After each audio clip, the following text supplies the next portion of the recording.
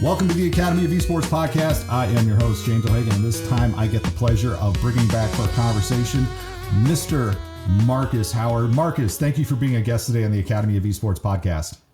Thank you for the invitation. I appreciate it. And the last time I had you here, we were talking about MetaArena, we were talking about blockchain. It was a year and a half ago, we weren't even talking about NFTs a year and a half ago when we last spoke. We weren't. This was pre-NBA Top Shot.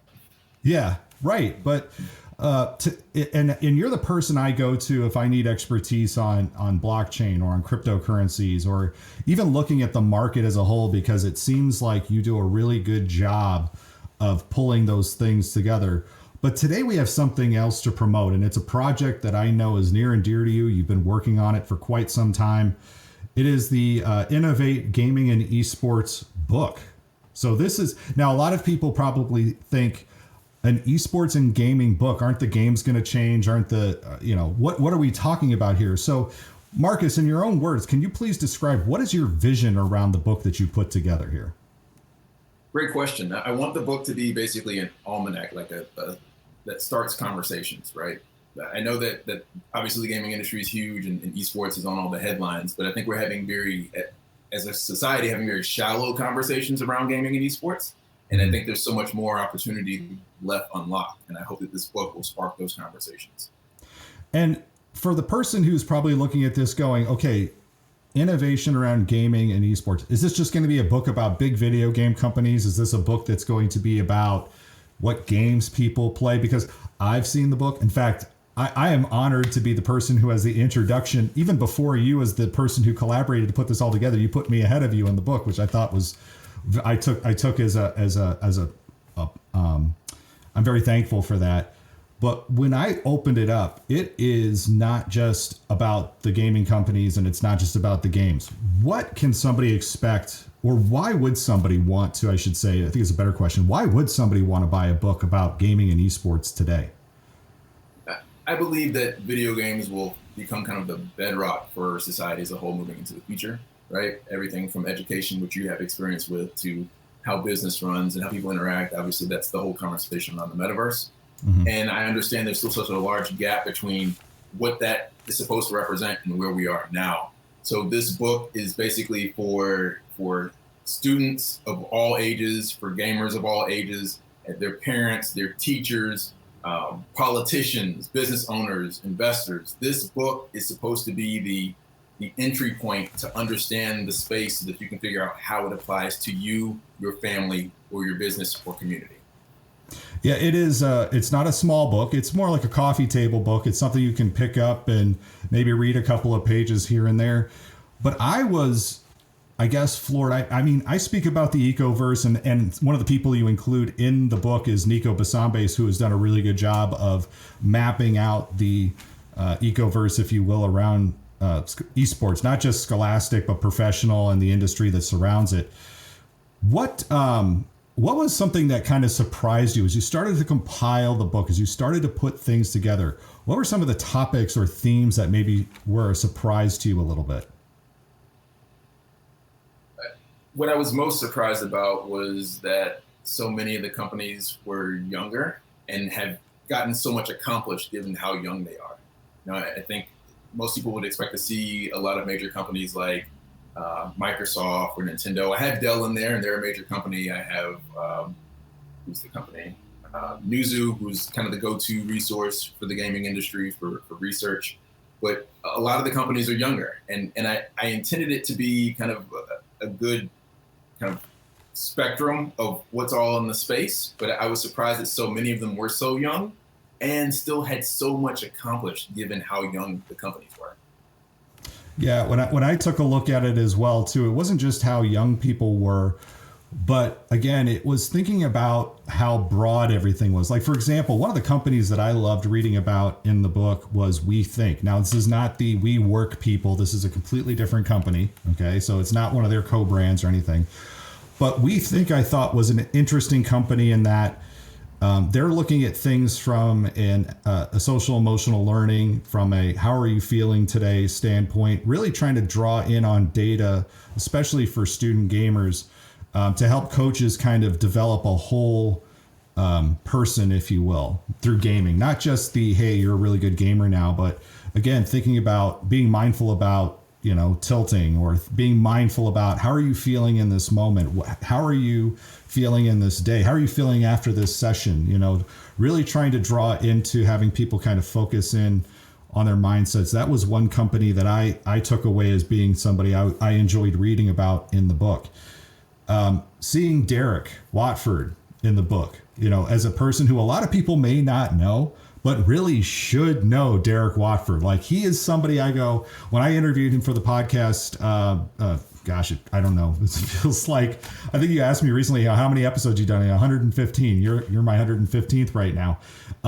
But, speaking to Derek, and Derek wasn't somebody that I was really aware of, but after talking to him, I went, wow, here's a person who really has some amazing things to say. Was there a person that you included in the book, or a company that you included in the book, that you were like, wow, they above all else have things covered? When you say covered, do you mean? Well, I mean, clarify that for me. Yeah, sure. So a company or group that really stood out to you, they really get it. Like, they just all of a sudden, and it could be a friend of yours who you know really well, or it could have been somebody who just kind of surprised you with how they came through in the book. That's hard to pick, because I try to be sincere and intentional about having kind of thought leadership as a function of impact versus popularity. And what you just mentioned about Derek, I think is a perfect example, right? Most people don't know who Derek is in the grand scheme of esports, but obviously what he wrote, and as you've seen how he works, he's creating significant, sustainable change in the ecosystem. So his thought leadership piece reflects that, having those tough conversations that need to be had that no one's having. But one of the things that's most impactful for me was the piece that Trinidad Armida did. She was a guest on my podcast, the Equalite podcast, about 3 or 4 weeks ago, episode 29. And she worked at Niantic, who makes Pokemon Go and the Harry Potter game, right? She was there for almost 3 years and then left there to go do her own company. And the thing that she wrote about was like the importance of taking a risk, especially for underrepresented communities, because our families, especially if they're from generationally lower income, have always kind of avoided risk because you have to sustain a family and the resources are more limited compared to if you were middle class or higher or upper class, right? So what she says is the importance of encouraging your kids to go take that risk, because it unlocks generational wealth for your family and the generations of your family. And I was reflecting on that and my conversation with you and others and, Derek and our podcast, when I made that decision that, yes, I have a stable job at my full-time job, right? It's working at Your DAO, still working at Your DAO for the next 2 weeks. But on Thursday, I put my 2-week notice in because the metaverse, gaming, and esports are exploding, right? It would be irresponsible for me, especially as a technologist, to pass up on that opportunity because I'm getting this steady paycheck. And that's something too, and I want to get into that in a little bit, but right now I want to focus more on the book, because I'm really interested in some of your thoughts about the current state of the Ethereum, the crypto, NFT, blockchain stuff, but we'll get to that in just a little bit. But you brought up a really good point too. What I liked seeing in there was the diversity of voices. Again, people who I had never heard of, people I had never seen before. But your book is such a, it's not just white males. It shows to me in 180 pages or thereabouts. It shows to me just how vibrant this community can be. But there, again, as you're saying, there's a lot of underrepresented voices. Derek is a perfect example of a voice that needs to be out there more and figuring it out, us figuring out how do we, raise all these voices like, somebody like a Derek Watford.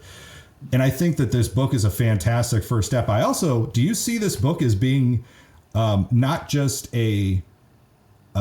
like a single book? As you said, it's kind of like an almanac. So here's the 2022 version. Here's the 2023 version. Or does this become, here's our first book, and then it becomes the next year, here's our 30 for 30 or our, whatever it is. How do you see the book going forward? I think it has a lot of vertical and horizontal opportunity. My publisher is a global publisher. They've done nearly 200 of these books. And just as one example, they've now published their volume 3 for Tampa Bay. I was in the second volume, and that's how I got connected to this opportunity. They approached me and said, we know you're the guy for gaming and esports. Can you do that within a book? And so I could definitely see, because obviously like this is filled with technology, right? Like the gaming industry is the tech industry, AR, VR, and blockchain, and you know, everything in between. And so that technology is always advancing. In some cases, the technology that's developed in the gaming industry then gets applied to the rest of the tech industry and the rest of society as a whole. So we could certainly have another book next year that has, you know, 100 different companies and people featured because they're working on something new that didn't exist this time this year when this book was published. But I talked to my publisher. It's a group of them also think that they could do like gaming and esports in Europe or just North America, right? Like originally this book was just supposed to be USA. When I thought about it, I was like, if I'm going to do it USA, might as well do Canada and you know, Mexico, obviously part of North America. But because of my background in the space, I'm connected globally. And I know that the gaming industry is global. So it felt like I would have done a disservice to the book and to the readers of the book not to celebrate innovation across the global ecosystem. So to answer your question very short, you know, to the point, I think every year we could do another book with a different group of 100 companies and people featured. And I also think we could do a deep dive into different continents or regions. Well, and again, that brings us back to our conversation that we had about a year and a half ago, where you and I sat down and we talked about blockchain and we talked about crypto. And now, of course, to kind of pivot a little bit, we're talking about NFTs, which, again, a year and a half ago, you could have said, I don't know if I had said NFT to you, if you would have reacted, or you would have probably said, what's that? But for the layperson right now, because I want to talk a little bit about some of the other things too that you're involved with, NFTs, what the heck is an NFT? Because to me, it just looks like somebody made a picture online and I can just why can't I just copy paste the picture that somebody put online? I don't get the value, but apparently people are paying boatloads of money for it. We had to have a separate episode just for the conversation of NFTs, but I will keep it very short. NFT is short for non-fungible token. And basically what that does is allow you to distinguish one cryptocurrency from another.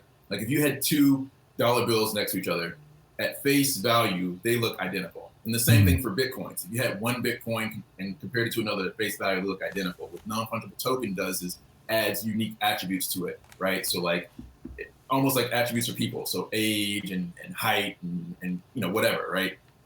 You know, how fast they can run a 40-yard dash. Those types of attributes make a specific instance of a cryptocurrency, even if it's Ethereum, right? One Ethereum, one instance of Ethereum token different from another, where you can't do that right now with Bitcoin.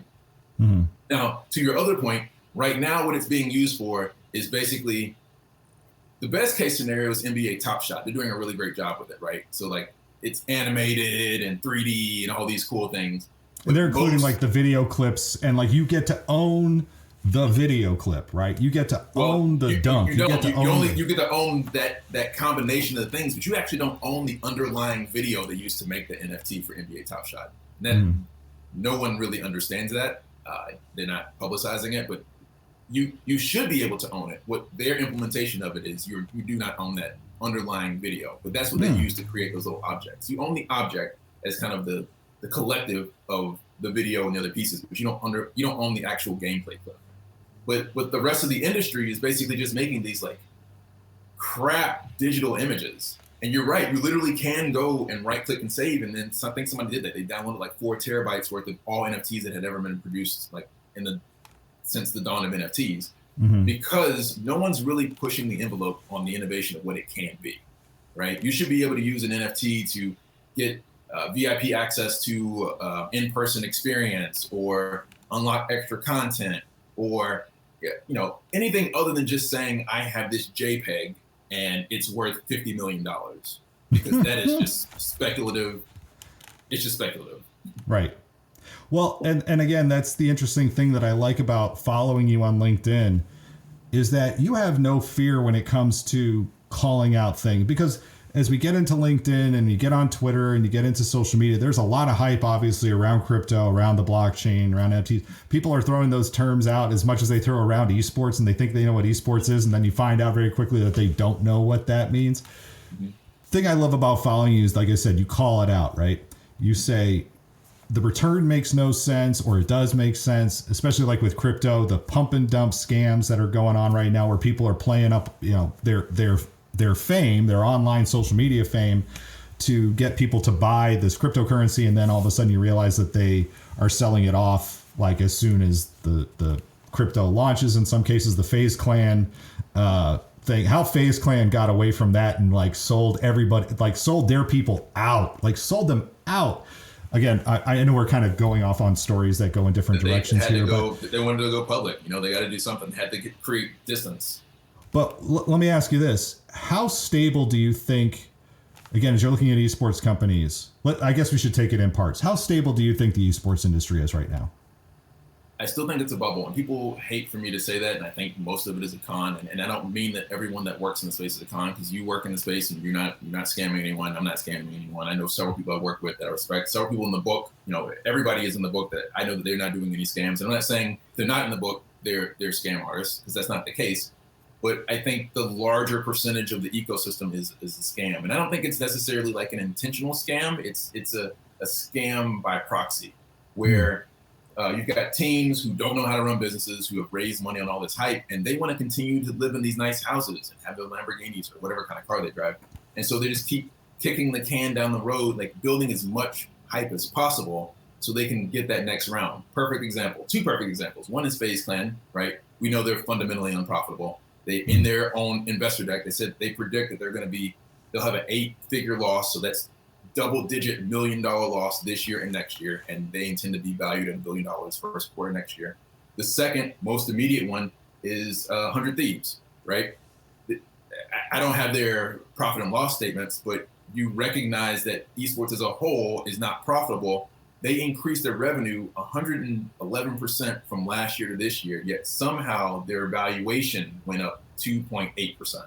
Sorry, let me say that differently. All right. Their revenue increased 111%, but their valuation increased 280%. Logically, you would almost expect them to be even, and that's how I value my company. When I went and I raised my $55,000, I did 10x times how much money we had generated in 2019, and that's how I got my valuation. Because I don't want to play that game, I'm not just picking numbers out of the air. I want to take an industry standard valuation, multiply it times my revenue, and then that's my valuation. It keeps me honest. Mm-hmm. And I don't see that happening in the majority of the space, unfortunately. Yeah, and again, I looked through the book, and I'm not going to say that everybody, because you're saying everybody's on the up and up. I'll say that I will believe for the most part that everybody's on the up and up. But let's be real.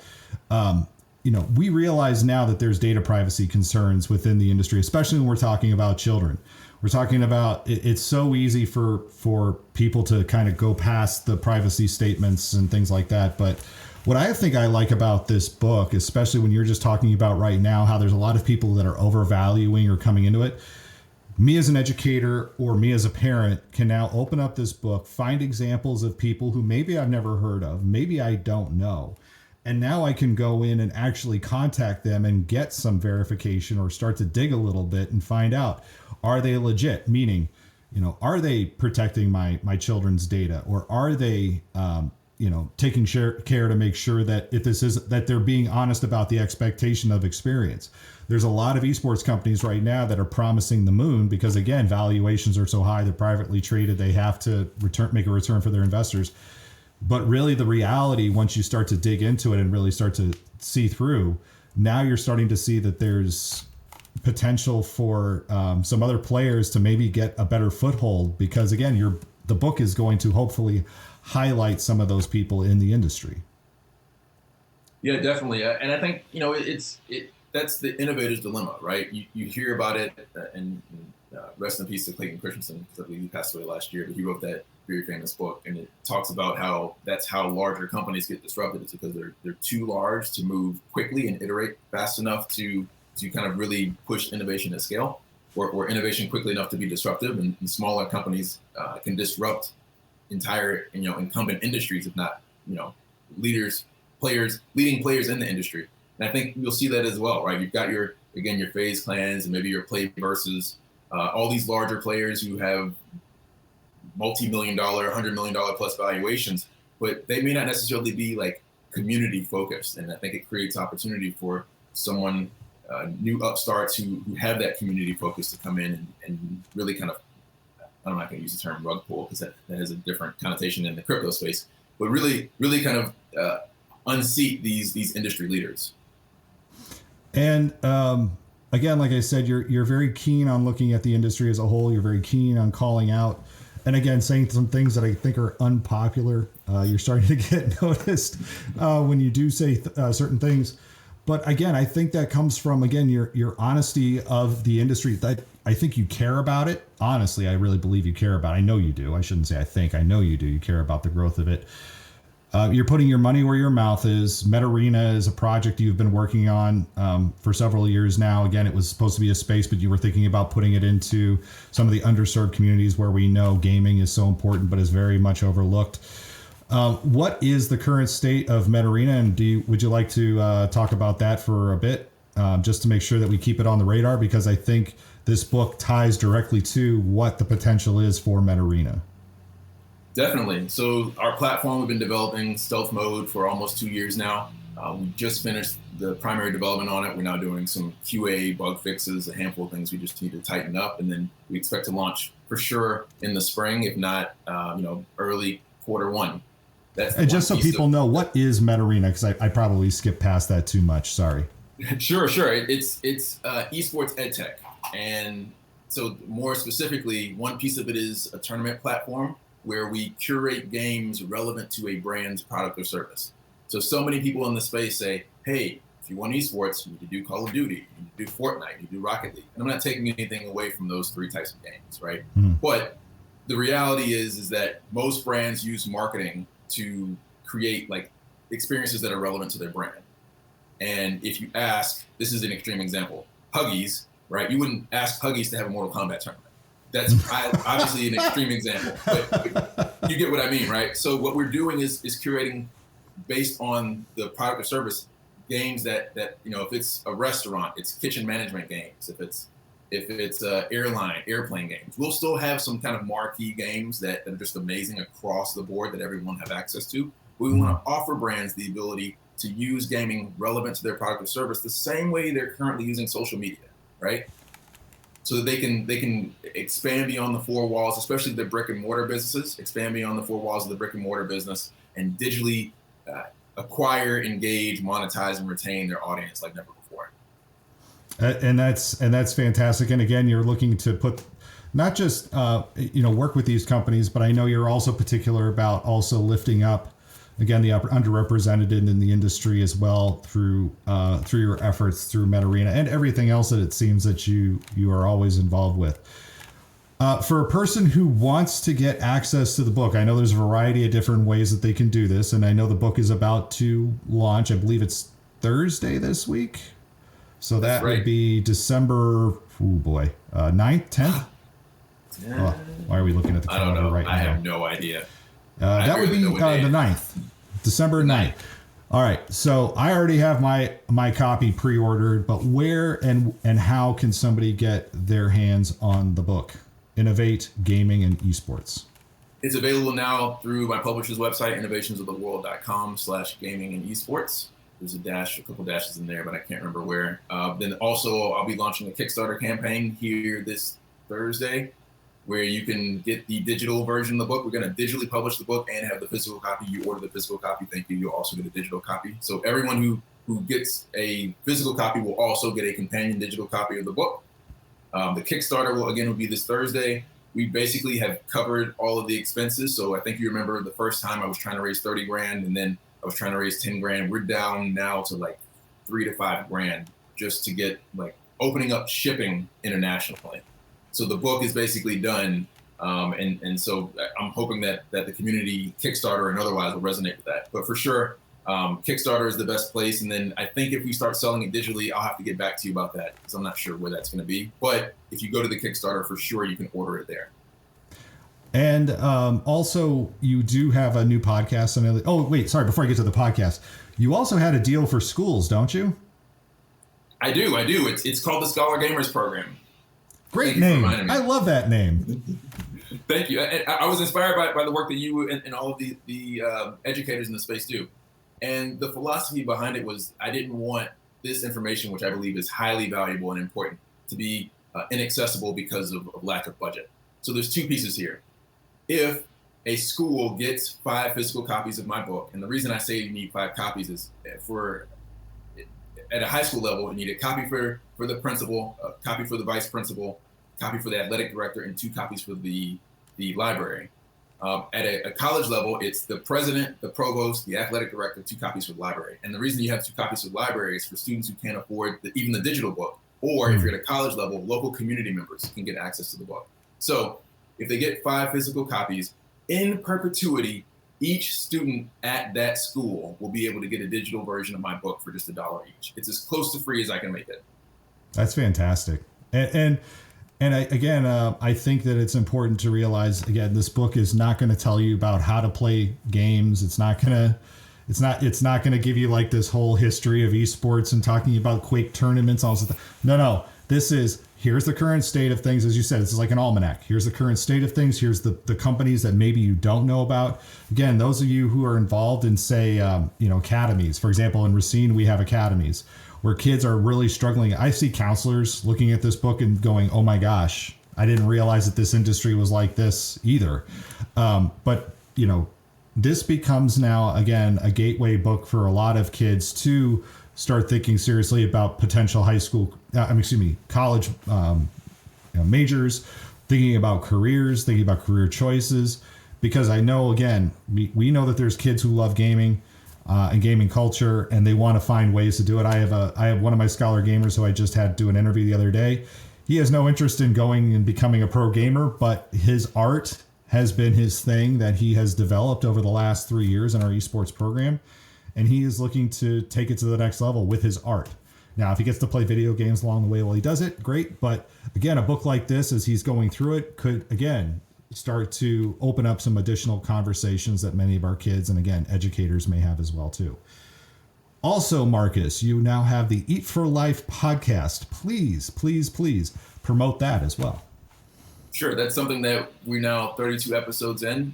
It's me, it's Derek, who you've interviewed on your podcast and is featured in the book. Actually, each person, one of the co-hosts on the book, are featured in the book, as well as our producer. So you all, when you're listening, learn about them once you get a digital physical copy. But what we talk about is the intersection of esports, entrepreneurship, education, and entertainment. And I've been on the show myself. I enjoy it. And again, I listened even tonight, right before we recorded this interview here. Conversation, sorry. I stopped calling them interviews. These are conversations. So Marcus, I really see a lot of value in your show. Again, it's not just the value of the message. I think it's also a value because of the representation that you have on your show. Again, it is so hard these days sometimes to see just getting nonprofits even to post their bios of who their people are, and then all of a sudden you do it and you say, oh my gosh, either they don't recognize that there's a problem, or in the case of our state association, I look at our board and go, ooh, we've got some work to do. So again, it's great to turn on something like that and see high level conversations going on with people who may not, because of stereotypes, may go, well, wait, what are they doing in the esports? What do you mean they're talking about esports? No. Realize this is for everybody. This is an everybody thing. So if it's shocking to you, it shouldn't be. Right, and that's one of the things that I'm hopeful for. This is slightly tangent. For 100 Thieves is what, amongst all of the hype around them raising $60 million and trying to be like the biggest company in gaming. And I've heard that before from Play Versus. I'm waiting to see that. But what they did say is they wanted to be one of the most inclusive companies in gaming. And so while I recognize that might just be PR, I'm going to hold them to that. I don't have a problem calling people out. It makes me a lot of enemies. But since they want to take that stance, I support them. And I'm going to encourage them to be successful at that by celebrating them when they do it and criticizing them when they don't. And, XSET said the same thing. We do have to, again, as you've done a good job, and I think I try to do it as well too. You do. Hold people accountable. Ask for the receipts. Show me what you're doing. And Marcus, again, I say, where's the receipt? Marcus Howard has produced a collection of 180, I guess you could say, anthologies, talking about the current state of gaming, Innovate, gaming and esports. Marcus Howard, thank you for being a guest today on the Academy of Esports podcast. That will do it for this week on the Academy of Esports. I've been your host, James O'Hagan. Esports are organized competitive video games allowing schools to redefine their athletic culture, diversify opportunities for student participation, promote good physical and mental health, increase collegiate scholarship pathways, and play games. We can never forget the importance of play. The mission of the Academy of Esports is to support these ideals. The vision of the Academy of Esports is for all students to experience the fun and joy of playing competitive video games. You may follow me on Twitter at Jim O'Hagan. That's at JIMOHAGAN, and through the Academy of Esports account at TAO Esports. It's a great way to get the latest blog posts, podcast episodes, and news coming out of esports and education. And remember, you can continue your engagement by going to www.taoesports.com. You can also connect through Facebook at www.facebook.com/TAOesports. Thanks again for listening, and I look forward to our time again next week.